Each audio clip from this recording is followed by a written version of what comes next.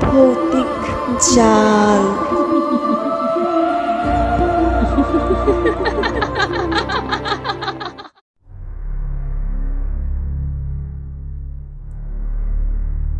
দর্শক, স্বাগতম জানাচ্ছি আমাদের নতুন একটি এপিসোডে, আমাদের ঈদ স্পেশাল এপিসোড। আর আপনাদেরকে জানাচ্ছি পবিত্র ঈদুল আজহার শুভেচ্ছা এবং অভিনন্দন। ঈদুল আজহা আপনাদের জীবনে বয়ে আনুক অনাবিল সুখ, শান্তি ও সমৃদ্ধি, এই কামনা করি। এবং আজকের ঈদ স্পেশাল এপিসোডটি আমরা আশা করি আপনাদের অনেক ভালো লাগবে। আমরা খুব সুন্দর করে আমাদের স্পেশাল এপিসোডটি আমরা সাজিয়েছি। আমাদের আজকের এপিসোডে 3টি ঘটনা আপনাদের জন্য থাকবে। আমাদের এই 3টি ঘটনা, 2টি ঘটনা থাকবে আপনার দেশের বাইরের ঘটনা এবং 1টি ঘটনা থাকবে আমাদের দেশের ঘটনা। আমাদের ঈদ স্পেশাল এপিসোডকে আমরা 2টি ভাগে ভাগ করেছি। আমাদের প্রথম এপিসোডে থাকবে এক ধরনের ঘটনা, আর আমাদের দ্বিতীয় যে এপিসোডটি আপনারা পাবেন শীঘ্রই, সেই এপিসোডে আমাদের একজন গেস্ট থাকবে। তিনি সরাসরি আমাদের স্টুডিওতে এসে আমাদের সাথে ঘটনা শেয়ার করবেন। তো আপনারা চোখ রাখুন আমাদের ইউটিউব চ্যানেলে এবং শুনতে থাকুন আমাদের ঘটনাগুলো। তো দর্শক, বেশি কথা না বলে আমি আমাদের ভৌতিক জালের সদস্য শাওনের কাছে চলে যাব এখন। তিনি পশ্চিমবঙ্গের একটি ঘটনা আপনাদেরকে পড়ে শোনাবেন। আশা করি ঘটনাটি অনেক ভালো লাগবে আপনাদের কাছে। আর আপনারাও যদি ঘটনা পাঠাতে চান আমাদেরকে, তাহলে দর্শক আমাদের ইমেল অ্যাড্রেসে আপনারা মেইল করতে পারেন আমাদেরকে, অথবা আপনারা যদি চান আমাদেরকে ভয়েস রেকর্ড করে আপনারা ঘটনা পাঠাবেন, তাহলে আমাদের হোয়াটসঅ্যাপ নম্বরটি স্ক্রিনে দেয়া থাকবে। আপনারা সেখান থেকে হোয়াটসঅ্যাপ নম্বরটি নিয়ে সেখানেও আপনারা ভয়েস রেকর্ড করে পাঠাতে পারেন।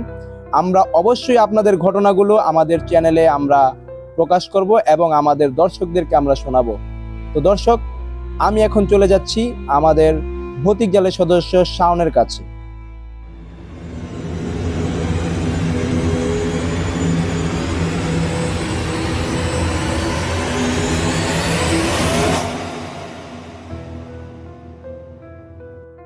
এখন আমি যে ঘটনাটি পড়ে শোনাবো সেই ঘটনাটি হলো পশ্চিমবঙ্গের বেত্রাহাটি নামক একটি ছোট্ট গ্রামের ঘটনা। গ্রামের নামটি ছিল বেত্রাহাটি। ছোট্ট শান্তিপূর্ণ গ্রাম, কিন্তু একটি রহস্যময় ঘটনা গ্রামবাসীদের রাতের ঘুম কেড়ে নিয়েছিল। এই ঘটনার কেন্দ্রে ছিল একটি পুরনো লাশের গাড়ি।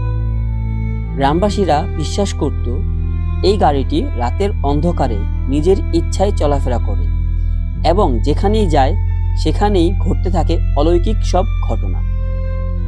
প্রত্যেক সন্ধ্যায় গ্রামের মানুষেরা কাজ সেরে বাড়ি ফিরত, আর রাত হলে এক অদ্ভুত শীতলতা পুরো গ্রামকে ঢেকে ফেলত। গ্রামের প্রবীণরা বলতো এই শীতলতা ওই সেই লাশের গাড়ির জন্যই ঘটত। অনেক বছর আগে গ্রামের এক সমৃদ্ধিশালী পরিবার এই লাশের গাড়ি ব্যবহার করত, কিন্তু এক রাতে অজানা কোনো এক কারণে পুরো পরিবারটি নিখোঁজ হয়ে যায়। পরের দিন সকালে গ্রামের মানুষেরা তাদের খোঁজাখুঁজি করতে গিয়েও আর দেখে না, কিন্তু লাশের গাড়িটি ছিল পরিবারের বাড়ির সামনে এবং ভিতরে ছিল অজানা একজনের মৃতদেহ। সেই রাত থেকে লাশের গাড়িটি গ্রামের মানুষের ভয় এবং রহস্যের প্রতীক হয়ে উঠল। রাজীব ছিলেন গ্রামেরই একজন যুবক। তিনি ছিলেন সাহসী এবং অদ্ভুত ঘটনাগুলোর প্রতি কৌতূহলী। লাশের গাড়িটির রহস্য তাকে চরমভাবে আকৃষ্ট করেছিল। তিনি সিদ্ধান্ত নিল এই রহস্য সমাধান করতেই হবে। এক রাতে রাজীব লাশের গাড়ির উদ্দেশ্যে বের হলো।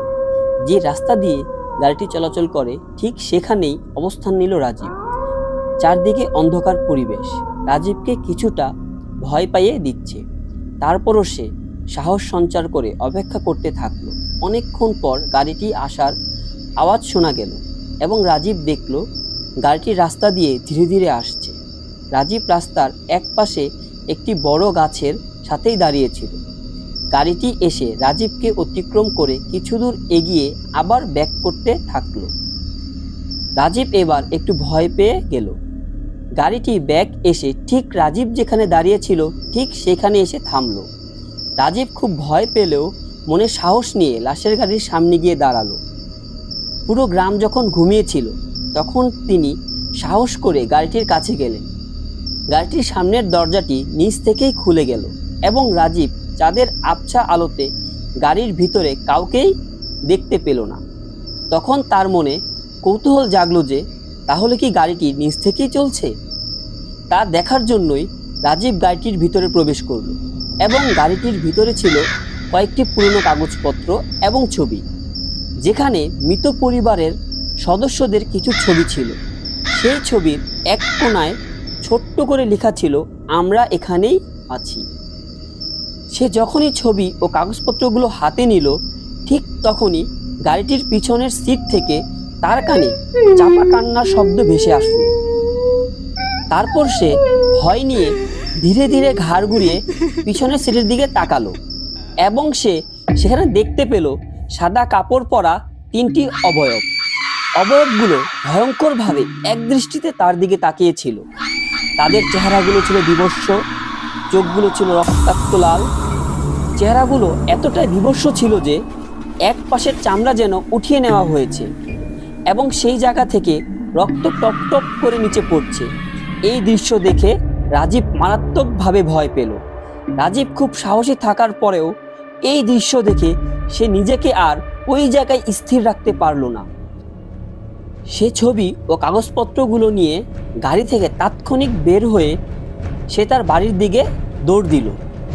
সে যখন দৌড়াচ্ছিল তার মনে হচ্ছিল যে সেই অবয়বগুলো তার পিছু নিয়েছে এবং সেই সাথে ওই চাপা কান্নার শব্দটি তীব্র থেকে তীব্রতর হচ্ছে। রাজীব ভয়ে আরো জোরে দৌড়াতে থাকে।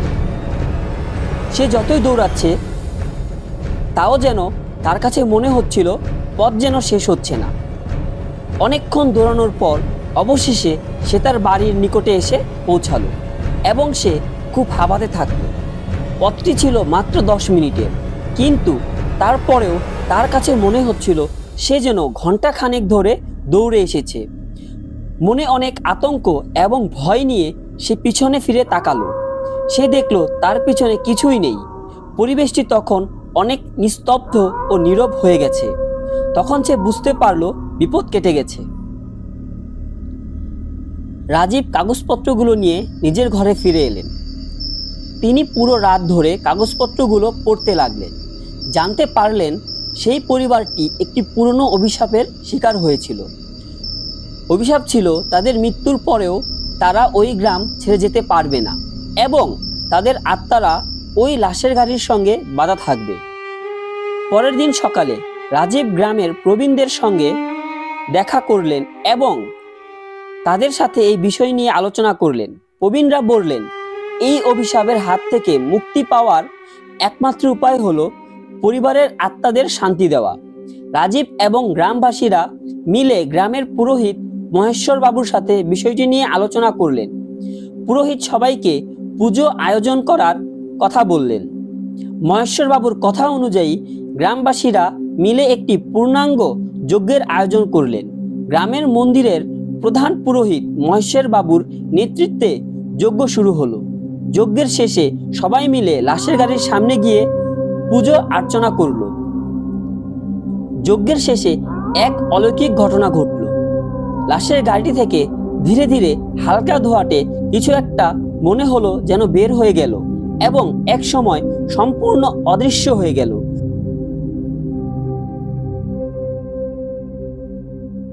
গ্রামের মানুষেরা আনন্দে উৎফুল্ল হলো। তারা বিশ্বাস করলো পরিবারের আত্মারা অবশেষে শান্তি পেয়েছে এবং লাশের গাড়ির অভিশাপ থেকে মুক্ত হয়েছে। রাজীবের সাহস এবং জ্ঞানের জন্যই গ্রামবাসীরা তাকে সসম্মানে সম্মানিত করল। বেত্রাহাটির আবার তার পূর্বের শান্তি ফিরে পেল। কিন্তু গ্রামের মানুষেরা আজও বিশ্বাস করে লাশের গাড়িটির অভিশাপ তাদের জীবনে এক বিশেষ শিক্ষা দিয়ে গেছে। তা হলো ভয়ে এবং অন্ধকারের মধ্যে সত্য ও সাহসের মাধ্যমে মুক্তির পথ খুঁজে পাওয়া যায়। গ্রামবাসীরা সে রাতের ঘটনা ভুলতে পারেনি, কিন্তু তারা শিখে নিয়েছে কিভাবে অন্ধকারের মধ্যে আলোর পথ খুঁজে পেতে হয় এবং ঘটনাটি গ্রামের ইতিহাসের এক অলৌকিক কাহিনী হিসাবে রয়ে গেল।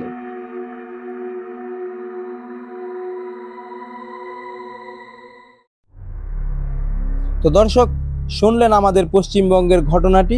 আর ঘটনাটি কেমন হয়েছে আপনারা কিন্তু অবশ্যই আমাদের কমেন্ট বক্সে কমেন্ট করে জানাবেন। আর আপনারা কিন্তু অবশ্যই জানাবেন আমাদেরকে ঠিক কোন ধরনের ঘটনা আপনারা শুনতে চান। আমরা চেষ্টা করব সেই ধরনের ঘটনাগুলো কালেকশন করে আমরা আপনাদেরকে শোনানোর জন্য। তো দর্শক, এখন আমাদের ভৌতিক জালের আরেকজন সদস্য বাবু, সে শ্রীলঙ্কান একটি ঘটনা আপনাদের সাথে শেয়ার করবেন, বাস্তব ঘটে যাওয়া ঘটনা। সেই ঘটনাটি আমরা শ্রীলঙ্কা থেকে সংগ্রহ করেছি। তো দর্শক, আপনারা শুনুন, আশা করি এই ঘটনাটিও আপনাদের অনেক ভালো লাগবে। এটি একজনের সাথে ঘটে যাওয়া একটি বাস্তব ঘটনা। ঘটনাটি যার সাথে ঘটেছিল আমরা তার থেকেই ঘটনাটি সংগ্রহ করেছি। তো কথা না বাড়িয়ে আমি এখন চলে যাচ্ছি আমাদের ভৌতিক জালের আরেকজন সদস্য বাবুর কাছে। ধন্যবাদ সবাইকে। ঘটনাটি ঠিক যেভাবে লিখে আমাদের কাছে পাঠানো হয়েছে ঠিক সেভাবে আমি আপনাদেরকে পড়ে শোনাচ্ছি। জীবনের অভিজ্ঞতা নিয়ে লিখতে হয়তো উপন্যাস মতো করে ধারাবাহিকতাভাবে লেখা যায়, কিন্তু এটি একটি আমার জীবনে ঘটে যাওয়া রহস্যময় অভিজ্ঞতা নিয়ে লিখছি। এটি কোনো গল্প বা উপন্যাস নয়, আমার জীবনে ঘটে যাওয়া এক ভয়ঙ্কর অভিজ্ঞতা। সময়টি ছিল 2005 থেকে 2009 সাল। শহরের কাছাকাছি ক্যান্ডি নামক একটি গ্রাম ছিল। 2005 সালে আমরা এই গ্রামে একটি বাড়ি কিনেছি। আমাদের বাড়িটি মূলত 4 রাস্তার মোড়ের সাথে অবস্থিত, যেখানে 4টি ছোট গ্রামের রাস্তা একসাথে হয়ে একটি বড় সড়কের সাথে এসে মিলেছে। প্রায় 30 বছর পুরনো একটি বাড়ি। বর্ষা মৌসুমে বাড়িটির আশেপাশে খালি জমি ও ফসলের ক্ষেতগুলো যেন পানিতে তলিয়ে এক দৃষ্টিনন্দন স্রোতধারা সৃষ্টি করে, এক বিশাল জলাশয় পরিণত হয়। দেখলে মনে হবে আপনি কোনো ছোট নদীর পাশে আছেন, আর তার পাশেই রাস্তা। বাড়িটিতে ছিল বড় একটি করিডোর। করিডোরের পার হলে বড় একটি ড্রয়িং রুম, তারপর ড্রয়িং রুমের সাথে 3টি রুম এবং একটি ডাইনিং রুম। ডাইনিং রুমের বাইরে ছিল আরেকটি ছোট রুম, তারপর রান্নাঘর। আমাদের বাড়ির চারপাশে আরও কিছু বাড়িঘর থাকলেও সেগুলো ছিল অনেকটাই দূরে। আমরা যখন 1-2 মাস সে এলাকাটিতে বসবাস করা শুরু করেছি এবং আশেপাশের মানুষের নিকট থেকে জানতে পারলাম এই বাড়িটা প্রায় 4টি পরিবারের কাছে বিক্রি হয়েছে। আমরা 5 নম্বর। বেশিরভাগ সময়ই আমার মা বাসায় একা থাকে, আর আমি স্কুল থেকে বিকেলে বাসায় ফিরে আসি। বাড়িটিতে ওঠার পর থেকেই আমার মায়ের সাথে ঘটতে থাকে কিছু আজব ঘটনা। মা আমাকে বলেছিল একদিন রান্নাঘরে মা রান্না করছিল, তিনি শুনতে পেলেন কেউ একজন সামনের দিক থেকে কেউ যেন ফিসফিস করে কথা বলছে। কিন্তু যখন মা সামনের গিয়ে দেখতে চান শব্দটি কোথা থেকে আসছে, তখন তিনি সেখানে গিয়ে কাউকে দেখতে পাননি। আরেক দিনের ঘটনা, আমি সেদিন বাড়িতে একা ছিলাম। আমার মা এবং বাবা এক আত্মীয়র বাসায় গিয়েছিলেন একটা কাজে। আমি সন্ধ্যায় বাড়িতে বসে টিভি দেখছিলাম এবং আমি এক অদ্ভুত ভয় অনুভব করছিলাম। এমন ভয় কখনো অনুভব করিনি। আমার মনে হচ্ছিল জানালা দিয়ে কেউ আমার দিকে তাকিয়ে আছে। আমি যখন জানালার দিকে তাকাই দেখি কিছু নেই, আবার কিছুক্ষণ পর শুনি কেউ জানালা দিয়ে ফিসফিস করে কথা বলছে। আবার যখন জানালার দিকে তাকাই দেখি কিছুই নেই। আমি ভীষণ ভয় পেলাম। বাইরে এসে গাছের নিচে বসে আবার ঘন্টা খানেক পর বাসায় ফিরে গেলাম। তখন রাত প্রায় 8টা বাজে। আমি বিছানায় শুয়েছিলাম। আমার রুম থেকে পাশের রুমের দরজা বরাবর দেখা যায়। আমি অন্ধকারে দেখলাম সেই রুমের দরজার পর্দা বাতাসে নড়ছে। পর্দার ফাঁকে কেউ যেন দাঁড়িয়ে আছে আর এক দৃষ্টিতে আমার দিকে তাকিয়ে আছে। কিন্তু বাসার দরজা বন্ধ। এখানে এ সময় কারো আসা সম্ভব নয়। আর মা কাল সকালে বাড়ি আসবেন। সে অবয়বটি নড়াচড়া করছিল না। অন্ধকারের বাহিরে আবছা আলোয় যতটুকু দেখলাম, অবয়বটি এক ভয়ঙ্কর রাগান্বিত দৃষ্টি নিয়ে আমাকে দেখছে। আমি প্রচণ্ড ভয় পেয়ে এক দৌড়ে বাড়ির বাহিরে চলে এলাম এবং পরে বায়ানিসা নামক গ্রামের কাছেই আমার এক বন্ধুর বাড়িতে গিয়ে বন্ধুর সাথে ছিলাম। এক রাতের ঘটনা। রুমের লাইট নিভানোর পর মনে হলো রাত 11টার দিকে জানালার পাশে একটা আলো শুধু ঘুরছে। আমি জানালার কাছে গিয়ে জানালার কাপড় খুলে ফেললাম। আমি যেটা দেখলাম তা দেখার পর আমার হৃৎপিণ্ড যেন শুকিয়ে গেল। আমি দেখলাম একজন মহিলা উঠানের মাটিতে প্রায় 1 ইঞ্চি উপর ভেসে বেড়াচ্ছে। চুলগুলো খোলা। তার চোখে চোখ পড়তেই সে আমার দিকে ভয়ঙ্কর এক দৃষ্টি নিয়ে আমার দিকে তাকালো। তার চোখগুলো ছিল রক্তের মতো লাল। আর মহিলাটির মুখে প্রায় অর্ধেক খাওয়া একটি কালো বিড়াল কামড়ে ধরে রেখেছে। আমি আর নিজেকে ধরে রাখতে পারলাম না। আমি প্রচণ্ড ভয়ে আমার বিছানায় শুয়ে কাঁথা মুড়ি দিয়ে পুরো শরীর ঢেকে দিলাম। আমি কাঁথায় নিজেকে গুজে নিলাম, নিজেকে আড়াল করার জন্য। আমি কতটা ভয় পেয়েছি তা হয়তো লিখে আপনাদের বোঝানো সম্ভব নয়। আমি যে ঘরে ছিলাম সেখানে বাড়ির অন্য কেউ থাকার কথাও নয়, কারণ পুরো বাড়িটিতে আমি আর আমার মা আর বাবা থাকতাম। এই আলো প্রতি রাতে দেখা যায়, কিন্তু আমি কাউকে বলিনি। একদিন আমি শুয়ে ঘুমানোর প্রস্তুতি নিচ্ছিলাম। হঠাৎ দেখলাম রান্নাঘর থেকে একটি আলো ঢুকে রুমের এক পাশে আসছে।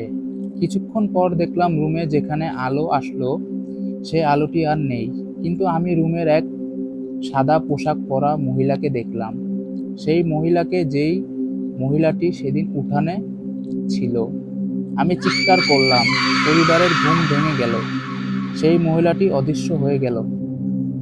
তো পরের দিন আমার বাড়িতে যেসব অদ্ভুত জিনিস অনুভব করছিলাম সেগুলো নিয়ে বাবা মার সাথে আলোচনা করলাম। বাবা আর মা নাকি ঠিক একই আলো দেখেছেন এবং সে মহিলাকেও দেখেছেন, কিন্তু আমি ভয় পাবো তাই ওনারা এগুলো মুখে খুলে বলেননি।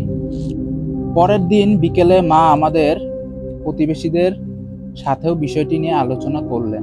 ওনারা বললেন যে এখানে আগে যারা ছিল তারাও নাকি ভূতের কারণে চলে গেছে। তারপর আমরা গির্জায় এক ফাদারের কাছে গিয়েছিলাম।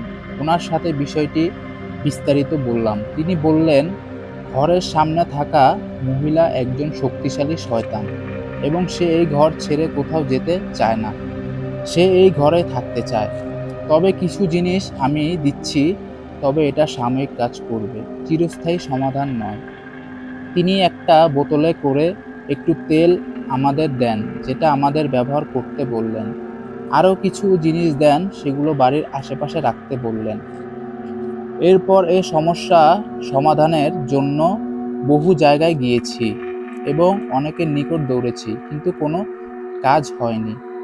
তারপর বাধ্য হয়ে 2007 সালে বাড়িটি বিক্রি করে দেই ও ভাড়া একটি বাড়িতে উঠি। কিছুদিন পর জানতে পারলাম আমাদের বাড়িটি যিনি কিনেছিলেন তার ছেলে মারা গেছে। সে বাড়ির উঠানে তার লাশ পাওয়া যায়। মনে হচ্ছিল কেউ তার ঘাড় মটকে দিয়েছে। আমি মনে মনে সৃষ্টিকর্তাকে ধন্যবাদ জানাতে থাকি। হয়তো আজ এই ছেলেটির জায়গায় আমিও হতে পারতাম। সৃষ্টিকর্তা আমাকে এবং আমার পরিবারকে অনেক বড় বিপদের হাত থেকে রক্ষা করেছেন।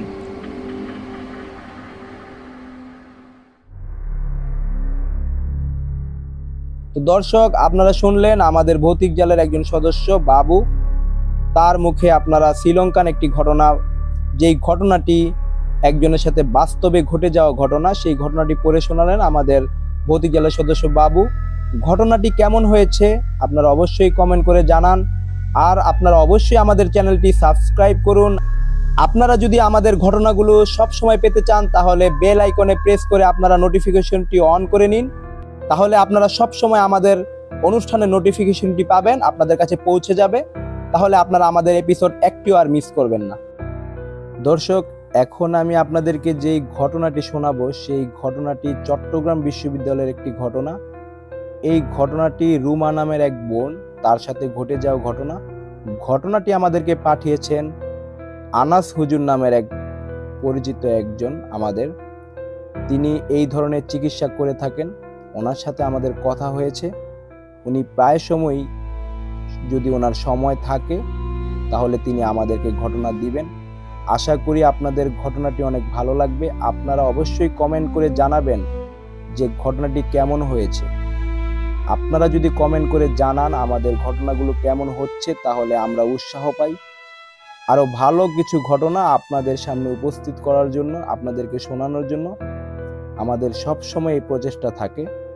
আর আনাস হুজুরের ঘটনাটি স্পেশালি কেমন হয়েছে আপনারা যদি কমেন্ট করে জানান, তাহলে আমরা চেষ্টা করব আমাদের প্রায় এপিসোডে যেন আমরা আনাস হুজুরের ঘটনাটি আপনাদেরকে শোনাতে পারি।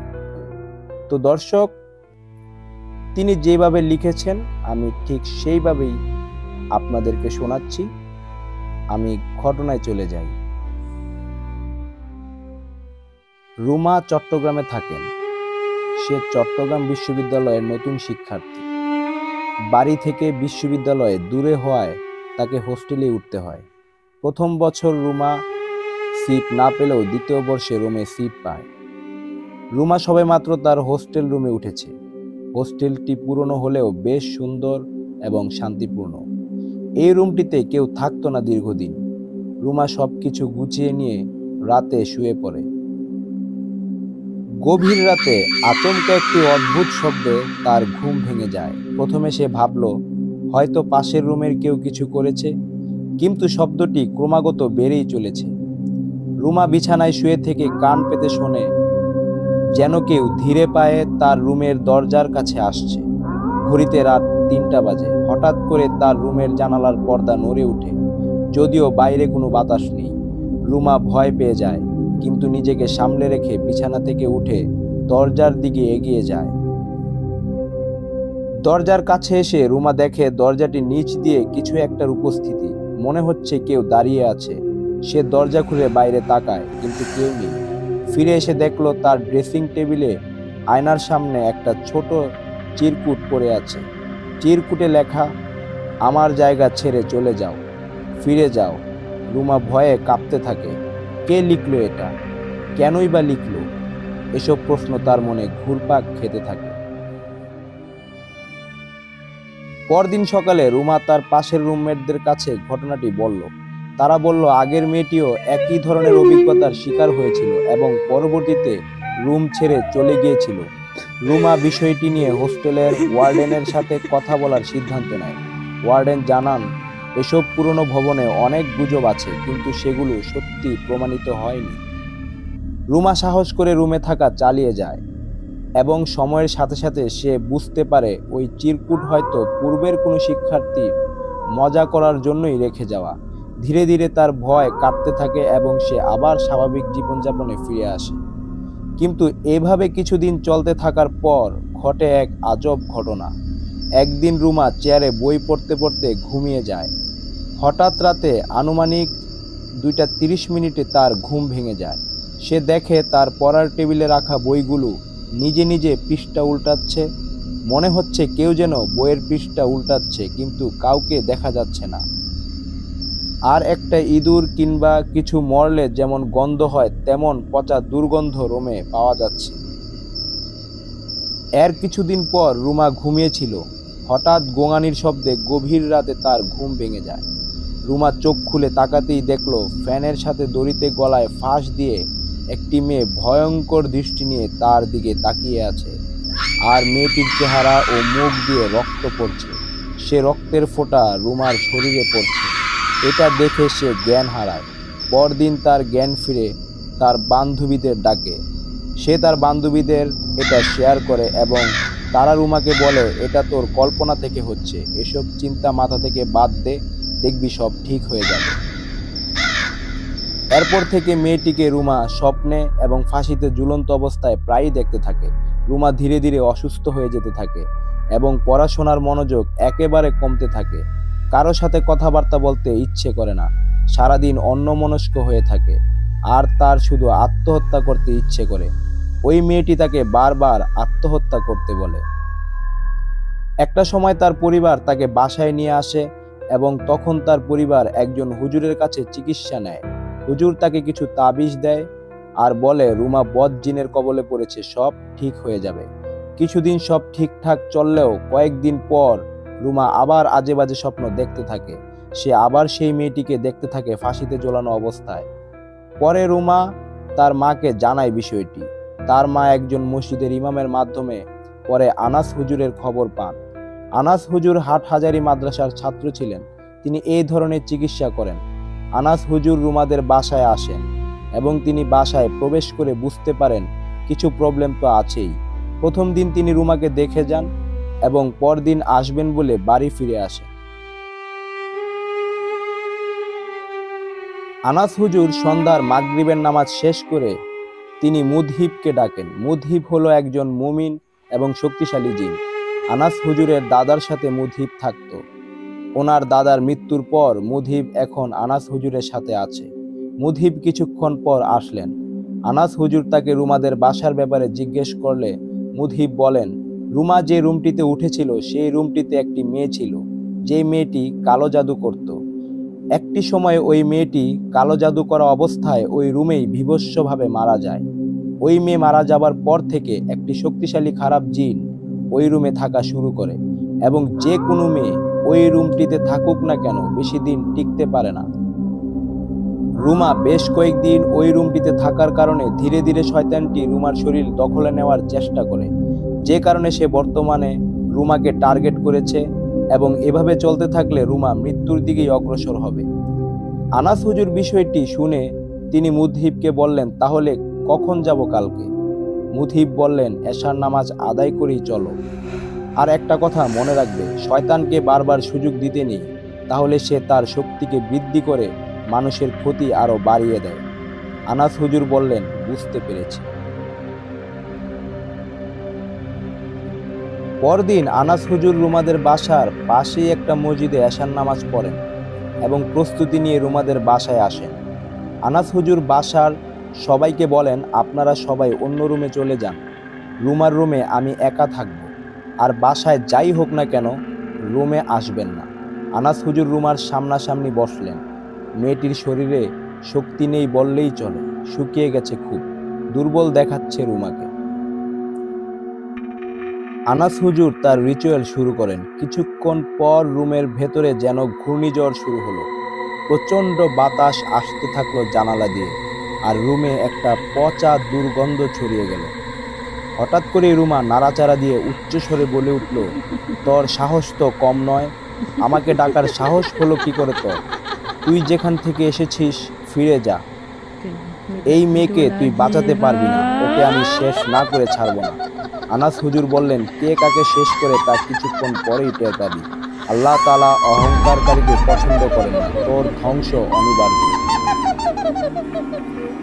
রুমার ভেতরে থাকা শয়তানটি চিৎকার করে হেসে উঠে বলল, ধ্বংস? আমি নিজে ধ্বংস করি, আমি ধ্বংস হই না। আমার ক্ষমতা সম্পর্কে তোর কোনো ধারণা নেই। আনাস হুজুর দোয়া পড়তে থাকলো এবং পড়া পানি রুমার শরীরে ছিটিয়ে দিতে থাকলো। এর মাঝেই এসে পৌঁছলো মুদহিব। শয়তানটি মুদহিবকে দেখে আনাস হুজুরকে উদ্দেশ্য করে উচ্চস্বরে হেসে বলল, তুই ওকে সাথে নিয়ে এসেছিস? ও আমার কিছুই করতে পারবে না, আমার ক্ষমতা সম্পর্কে ও জানে, ওকে জিজ্ঞেস করে চলে যায় এখান থেকে। শয়তান জিনটি কিছুতেই কাবু হচ্ছিল না, কারণ সেটা খুব শক্তিশালী একটা খারাপ জিন ছিল। আনাস হুজুর প্রথমে দোয়া পড়ে শয়তান জিনটিকে আটকানোর চেষ্টা করতে থাকলো, যাতে সে চলে যেতে না পারে। মুদহিব আনাস হুজুরকে বলল, তুমি তোমার কাজ চালিয়ে যাও, ওই শয়তানটার কথা আমলে নিও না। মনে রাখবে, আল্লাহ তাআলা মুমিনদের অবশ্যই কঠিন শক্তির বিরুদ্ধে জয় দান করে থাকেন। শয়তান জিনটি যখন রুমার শরীরে আটকে গেল, তখনই একটু ধস্তাধস্তির শব্দ পাওয়া গেল। আনাস হুজুর বুঝতে পারলেন মুদহিব শয়তান জিনটিকে ধরে ফেলেছে। মুদহিব আনাস হুজুরকে বলল, দেরি না করে শেষ করে দাও শয়তানটিকে। আনাস হুজুর তার কাজ সম্পন্ন করে ফেলেছেন। রুমা জ্ঞান হারিয়ে মাটিতে শুয়ে পড়ল। আনাস হুজুর রুম থেকে বেরিয়ে আসলেন এবং রুমার পরিবারকে বললেন, আর কোনো সমস্যা নেই।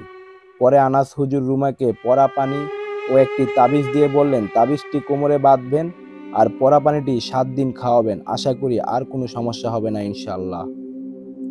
পরে রুমা ধীরে ধীরে সুস্থ হয়ে ওঠে এবং বিশ্ববিদ্যালয়ের কাছাকাছি একটি রুম ভাড়া নেয়, তার বান্ধবীর সাথে শেয়ার করে পড়াশোনা চালিয়ে যায়।